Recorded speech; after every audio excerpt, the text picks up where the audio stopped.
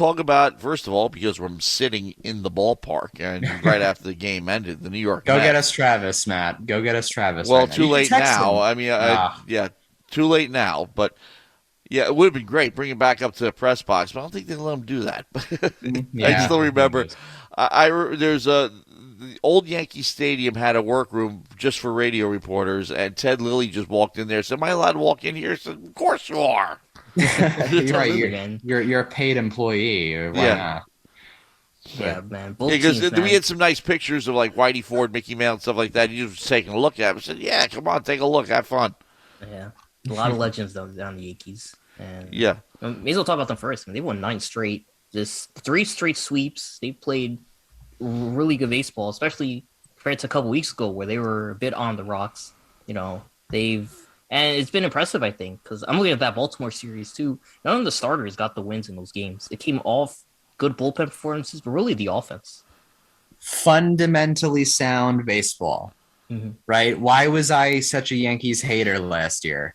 Because they weren't fundamentally sound. Right. They were just ugly. They were the worst 92 win team I'd ever seen.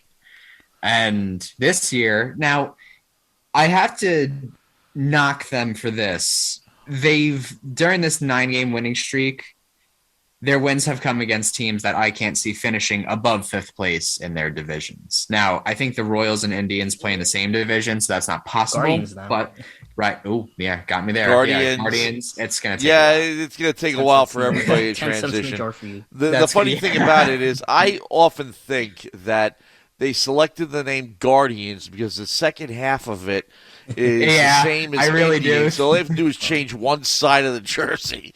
Oh, they've done that in the parking lot. They only changed half the sign. They replaced the "in" with the guard, and they kept the old half that finished with the "ins." Yeah, see it on social media. I mean, and that's so out of the movie Major League. Right? It is. It really is. Ironically enough. That's part of the reason why I keep making that mistake, because a lot of people do too. I'm already on board with Commanders. I haven't called them the Redskins since, and I'll put another 10 cents in the jar, but I haven't called them the Washington R words since they were last, the Washington Redskins. And now the Commanders, there's barely any letters shared between the two words, so I'm on board with Washington Commanders, but Cleveland Guardians, again, Matt, as you said, nailed it on the head. It literally it rhymes. Come on. Imagine the Mets changing their name to the Jets. I'm just going to keep calling them the Mets. It's going to be too easy a mistake. Would you believe among the proposed names for the Mets when it was announced that wasn't it New York would get a franchise? One of them was like the Knickerbockers, right? Well, that was one, but of course the Knicks was an established NBA basketball team by then, but also the Islanders. Oh boy, get a load of that. That would have been awkward. Yeah. Well, the Jets used to be the Titans. Jets used to be the Titans, and the Titans used to be the Oilers, and the Chiefs used to be the Texans. So. And the Yankees used to be bad. Now they're doing pretty good, as you said. 9 straight wins. The Yankees, to say that. You want to go even further back. I mean, NJIT's teams are called the Highlanders, right? I know. Well, that's the Yankees' old nickname. But before that, even then. Well, the Yankees were the Orioles. Were founded when the league was founded in 1901. They were the Baltimore Orioles, and the Orioles were purchased and moved to New York. Yes. So it's for 1903. What a decision. Yeah, just back to this game, though. As you said, they lead the league. Last 7 games, lead the league. 63 hits, 15 of those were home runs. And we were talking a lot about Aaron Judge, and started the season a bit cold, but he's really picked it up. I thought this week for sure he had a great week. Today he hit 2 home runs, drove in, I believe, 3 RBIs. He had a pretty. This is the game he needs to have every day if he wants the hypothetical contract he has in mind. $300 million or whatever it is he's anticipating. Yeah, well, he's not going to hit 2 home runs every day, but he is on pace right now to hit, I think, 56 home runs. So, he looks like Aaron Judge. He's who he has to be. This is the Aaron Judge that we've seen though his whole career. I mean, we've never said that Aaron Judge is a bad hitter, right? His career batting average is, I think it's in the 280s. It's 277, which is pretty much 280. The biggest this year he's hitting 300. He's not the one that we're concerned about. I don't like it that he can't drive in runs without hitting the ball over the wall, but whatever. That's the Aaron Judge. Well, that's the other Aaron thing Judge about it years. is the biggest knock on Aaron Judge isn't even that. The biggest knock on Aaron Judge is inability to stay healthy. Yeah, right, exactly. Okay, I've been saying all along that he's been, riding that one big season because he's never been in the lineup long enough to duplicate it. Exactly. But, the averages have always been similar, and so when he's on the field, he's going to do the stuff that he did today. It's, what is everyone around him going to do? I mean, DJ looks like the DJ of old. That's big, too, because he did not look like last year. He looked horrible. Not strong. He looked bad. Yeah, well, bad is not the proper terminology either, I don't think. But he had a very down year, very uncharacteristic year. But again, they are well-rounded as a team. I mean, Aaron Hicks is playing way better than I would have expected. I think Aaron Hicks sucks personally. So it's I know he's a good center fielder, but he doesn't bring much to the table offensively if you just look at his career. I know he had a good 2017. I know he had a mediocre 2018, and that's been enough. That was enough for the Yankees to get to the 7 Well, it worked for Aaron Judge, too, because that was a 52 home run year in 2017. He had 39 in 2021. But other than that, well, first of all, one of the main reasons why is because 2017 was the year he played most games overall, 155 out of 162. And 2021, he had a fairly healthy year, too, 148 games played. Right. But, the previous 2020, forget about 2020 because it was only 60-game schedule, but he had 102 in 2019 and 112 in 2018. Yeah. So there's where all the home runs went. As a result, his power went down by half. Right, but if you look at the slash lines, if you look at his slugging percentage every year, it's always up there. It's always way up there, So well, it's still not what it was in 2017, but still. Well, decent. No, because he hit 52 home runs in 2017. But still, 528, 540, 554, 544, and 600 right now. So and those are all elites, not just good. Those are elite. Those are some of the best you're ever going to see. So he's not the issue. He never was the concern. The concern was, how is this defense going to play, and how are the rest of the guys around him going to do? Well, I've never considered him a defensive liability, though. What was that? Well, I think overall, I never thought he was a liability. No, not him. No, Aaron Judge is a good outfielder, but I mean Glaber and Luke Voigt, who's not there anymore. But I'm just thinking of guys from last year's team. Obviously, oh yeah, infield was a liability. There's no doubt about that. And remember, they didn't get Donaldson and Kiner Falefa until a couple of days before spring training began. So there was no reason to have any different expectations. Yeah, but Kiner Falefa is having a pretty good season for the Yanks so far. If Kiner Falefa, I still remember this line Joe Torre said to me about Derek Jeter in his rookie year. If he bats 250, he's my shortstop.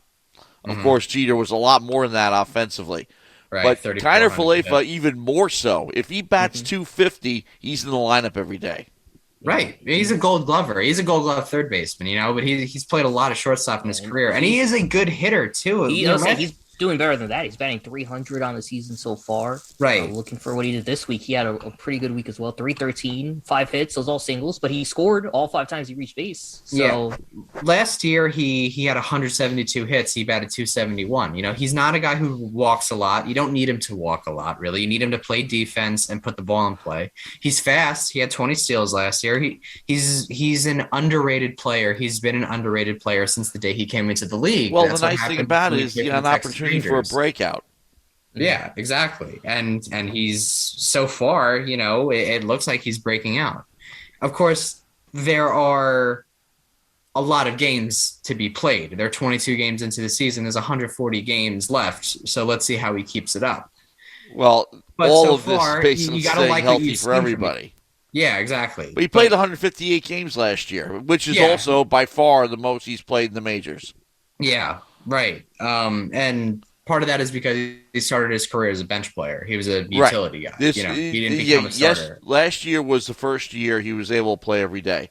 Or had the opportunity to play every day. 2020 was his first year as a full starter, but that was played 58 60 games, Yeah. And just on the pitching side too, them really the bullpen, I think, starting to find their stride is big. Someone who's impressed me, I think, from that sense has been Clay Holmes. He's 11 games played this season. He had 3 appearances this week. In all 3, he had a save in one of them. I don't think he gave any hits. Might give up 1, but No, he has done a great job. Has Cape through 9 is at a 9, so he's getting those strikeouts in his appearances, and he's someone who's really, I think, stepped up in that bullpen to be potentially a setup guy, but maybe even that closer to switch with Chapman when he starts sinking, because he has his swings. He's on the upswing right now. We have a new favorite though, and the fans love him to death for a very good reason. Michael King. Oh yeah, him too. Yeah. Man. No, Michael King. He's I'll tell you, going to make the All-Star game. I'm telling you. The one most endearing thing about Michael King is when Aroldis Chapman walks the bases loaded, and of course he has to face minimum 3 hitters, and Michael King finishes the game without allowing a run. Phenomenal stuff. Yeah, he is filthy. His sinker. I mean, I get angry watching it. It's so frustrating. It's next to Jordan Hicks's 2-seamer. But here's the question, though. It's the most unhittable pitch in baseball for now. Yeah. If you use him, well, first of all, he's so versatile. You can even spot start him. Right. He was a starter last year for a few He games. was there was a pitcher back in the 90s glory years by the name of Ramiro Mendoza. And Mendoza, I mean, no one's only hardcore Yankee fans are going to remember him. But one reason why they remember him so much, because he was a guy you could plug in anywhere. Long relief, spot start, close if you needed to. But he was such a great all-purpose pitcher for the Yankees. And you know how Joe Torre wore out relievers.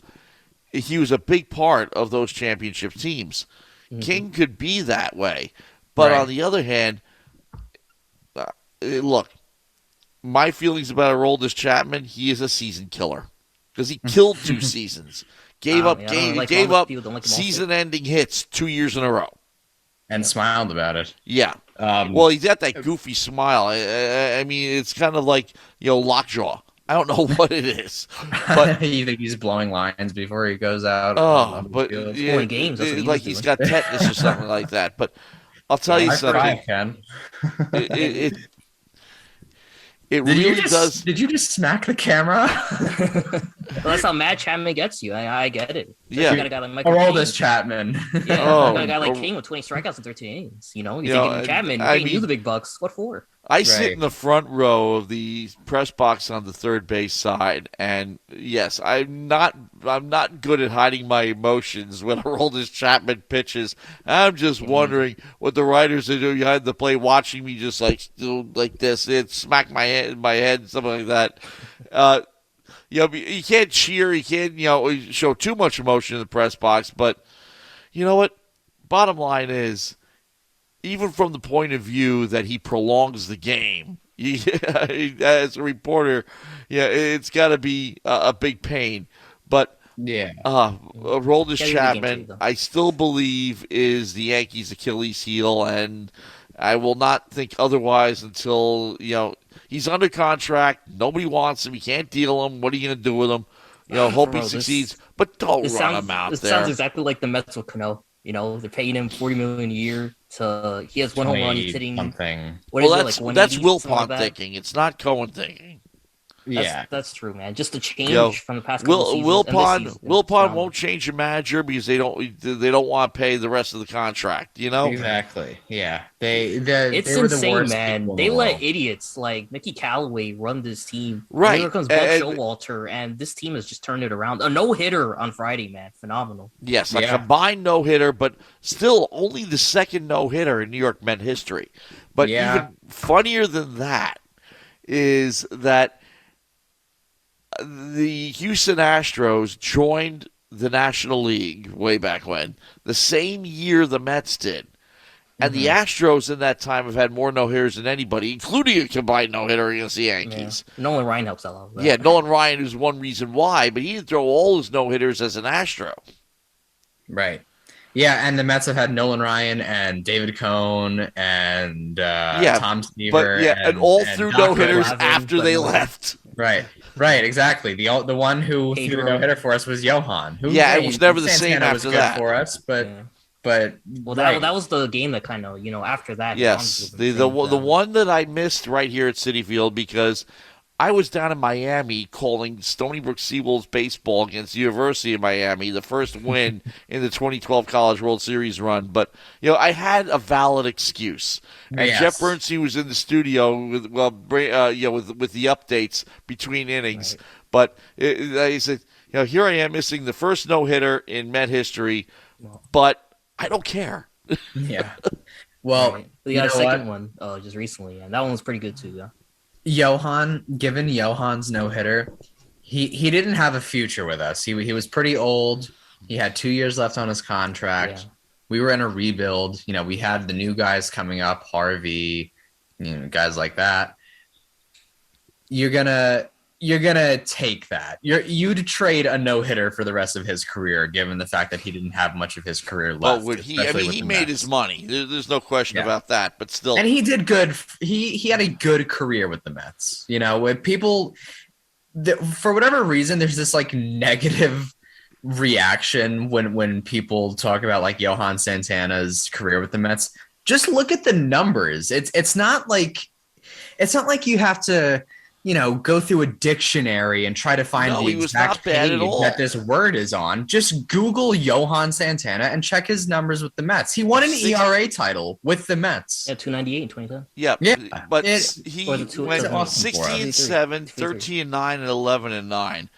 7 in a way 08-09-10. Skipped 2011 due to injury. Yeah, he had a shoulder capsule injury. The worst thing about it is he threw the no-hitter in his final season. Yeah. Okay. Exactly. And he check his numbers before that year. Yeah, but check his numbers before he threw that no-hitter. Well, check them at the conclusion of his no-hitter. He was having an all-star year, and then he was just burnt out. Threw 134 pitches with a surgically reconstructed shoulder, and it showed. Had a horrible rest of the year. Then in 2013, he tore his shoulder capsule, so he didn't pitch that year. And never pitched that was again. that. Yeah, but you know what? Come on. At that point, his career was pretty much past him. The Mets were not in a win-now situation. He was only You'll 33. take that no-hitter. 100 times out of 100, you will take that no-hitter. 33 years old. Yeah, it's a shame. Yeah. But his best days are behind him. He was a Cy Young. He was a Gold Glover. He was an ERA title winner. He was good. His best days were behind him. He already had one shoulder surgery by that point, 2011. 139, 78, 641 winning percentage, 3.2 ERA. Yeah. What a guy. Yeah, and we're talking about injured aces too, right? Mets 16-7, top the NL. No Jacob deGrom, and they've been able to go again 16-7. A no hitter. deGrom wasn't involved, which you asked me, I would have called you a liar. But McGill really picking up for him. He's gonna make the All-Star game. I know. I just said Michael King's gonna do it. Tyler, it's more likely for McGill because he's a starter. Relief pitchers who aren't closers don't get a whole lot of love in All-Star voting. Yeah, but Tyler McGill is going to make the All-Star game. I'll bet 25 cents. I already owe you guys 20 cents for saying Guardians. I'm sorry, I said Indians and Redskins. I owe you 20 cents there. Now I'm betting another 25 on Tyler McGill making the All-Star game. Yeah, I mean he's just a pitching staff for the entire Mets team. They've been pretty good. Taijuan Walker, they lost yesterday, but Walker came back. He was fine, I thought. Right. And his first start was really good, but he had a bulky knee during. I was going to say his first two innings were really good. First start. Yeah, and Carlos Carrasco, who I know he had a blow-up start this week, but he's been good. He looks like Carlos Carrasco again, and Max Scherzer looks like Max Scherzer. Tonight was his worst start. Yeah. And they still won. They haven't lost with Max Scherzer on the mound yet. Or Tyler McGill. No one has. Teams with Scherzer, they've won 15 straight. Yeah, no one has lost with Max Scherzer on the mound. Right. 3 teams: Washington, LA, and the Mets. Yeah, he's ridiculous. But I mean, even with that, I think his batting average balls in play is only like 143. So more often than not, that ball's getting hit, it's an out. It's not like some of these old Mets pitchers where they throw it and it's a home run. Or even yesterday, we saw Trevor May. Was it? What was it? Who gave the home run yesterday? To make it 3-1 or 2-1. Chase. No, Steven came later. I don't even know. It doesn't matter. Well, that's really the thing with the Mets. It's like take Friday aside. The rotation still maybe a little bit. Still needs more refining. I think they got a cut. Really? Well, they say the rotation needs more refinement. They got to cut a couple guys anyway. That's the thing. They're getting rid of Sean Reed Foley because he's hurt. Oh, well, you mean the pitching staff? Okay. Yes. When I say the rotation, I'm talking about the starter. No, the relieving side. It was Schwarber. It was Schwarber and was off Ottavino. Yeah, there you go. Ottavino. Okay, that's why the Mets fans chanting Yankees suck yesterday.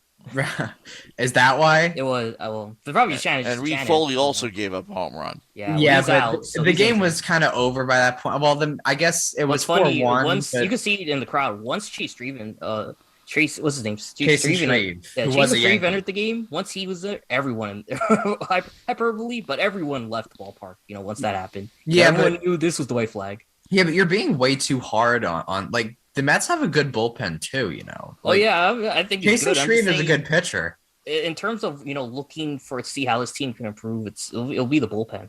Yeah, but the improvement's going to come from in house. It's not like they have to go and get somebody. That's a great thing too because right, exactly. They were trading an arm and a leg to get a decent reliever. Yeah, and I mean, let's cycle through the pitchers, right? Drew Smith. Oh, by the way, Schwarber also homered tonight. So. Twice. A couple times, yeah. Yes. Yeah, new Chase Utley, which is going to suck. No, he's not a new Chase Utley. Chase Utley was a good hitter. Kyle Schwarber was just a power. You know how the right field foul pole in Fenway Park is called the pesky pole? Yeah. I used to call the right field foul pole here at Citi Field the Utley pole. That's fair. For the same reason. But now here it is. Freddie Freeman. Because I guess Freddie Freeman pole for Travis Jankowski, yeah, but he plays right field. But in any case, reason why I called the Utley pole, now, of course, the right field foul pole at Citi Field's pretty short. Well, no Met ever took advantage of it. 335 that's pretty deep. No Met ever took advantage of it. And yet, Chase Utley always took advantage of it. Yeah, I've seen Lucas Duda and Michael Conforto hit line drives off the bottom of it before, but it's come few and far between. I remember Daniel Murphy in NLCS game 1? Game 2, yes. Yeah, attaboy, Ken. Game 2, lining a 2-run homer off of Arrieta, who won the Cy Young that year. Mm-hmm. He hit one off the base of the foul pole. But I don't know, Matt, the Citi Field foul pole 7 years ago. Right, and that's 335 down the right field line. That's pretty deep. That's not that close. It's at Fenway Park. Fenway Park is very close. I mean, that's stupid too. Really. The whole thing about it is with the pesky pole at Fenway Park, the fence goes all the way out to 380 real quick. Right, I know it's the dumbest. I hate. If I were an outfielder, so you're a left-handed hitter. If you can get down the line, you're good. But anything further beyond that, you really got to give it a ride, which is one of the reasons why there was talk about trading Ted Williams for Joe DiMaggio straight up, because DiMaggio, a right-handed hitter in Yankee Stadium, would hit balls in the Death Valley that would die there, and Ted Williams, a left-handed hitter, would do likewise at Fenway. Yeah. And just kind of wrap up on baseball, just talk quickly about the draft, but the rivalry week for both these teams. Yankees going to be playing the Blue Jays starting tomorrow. That's 3-game series. Mets going to be playing. I really look forward to seeing that. Oh, me as well. And speaking of which, we didn't even talk about the NFL draft, and both the Jets and the Giants did pretty well. We'll get there. Hold on. Mets and Braves going to be playing starting tomorrow. 3-game series there, and then playing Philly once again. Third time in the last month that these teams face off, and the Nationals are after that as well. So, very heavily division biased early in the season here, but that's good for the Mets. I think they need to see their division rivals as often as possible. Exactly, and it's going to be really big for the Mets when they play the Braves. Obviously, if they lose the series, you can say they were due because they're 7 for 7 right now, and also the Braves are not a bad team. It's not like it's a bad team to lose a series to, but for the Yankees especially, I think it's a little more important. The Mets are kind of playing with house money right now. They can do no wrong. I think everybody thinks the Mets are probably the World Series champions this year. It's the first time in my life anyone's ever. First time I felt like that, and then since 2015 in the World Series. Yeah, right. But they had to get to the World Series first. Nobody thought that they were going to do it. Well, not only do it, but when they got to the World Series, the Royals were the favorites. Well, they got into the World Series the year before, which is one reason why. Right, and they had 95 wins that year, top in the American League. But finally, Mets and Yankees, number 1 and number 3 in total payrolls for the MLB. Money talks. Right. Well, But anyway, what I was going to say is I look forward to this for the Yankees because I called them out earlier that those teams that they're beating are all last place teams. The Blue Jays are not a last place team. The Blue Jays are right behind them in the standings. Yeah, and in my opinion, and it has not changed from last year, I think the Blue Jays are the best team in the American League East. So they might be the best team in the American League. I don't know. Well, you know what? Feast or famine, though, because, as I said on social media a couple of weeks ago, you go one night, Vladimir Guerrero goes 4 for 4, 3 home runs, and then the following night he strikes out 4 times.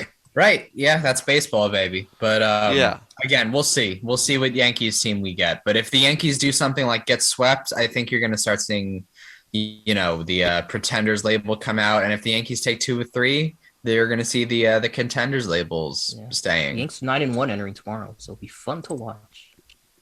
But all winning streaks end eventually. That's true. Sometimes on the flukiest things. So, I mean, look, you're playing with house money when you've won 9 in a row. You're going to lose one. The question is when. Right, and you're playing with house money. You're playing with house money when you're 7 for 7 in series play. So again, it's something's going to happen. Which is one thing that you talk about, that 92-win team that was so flawed last year. They didn't win that many series. No, but they had a 13-game winning streak. They'd sweep some, but drop a lot of 2 out of 3s too. Mm-hmm. Yeah. Well, they were 2-4 against the Mets last year, who were a 77-win team. So.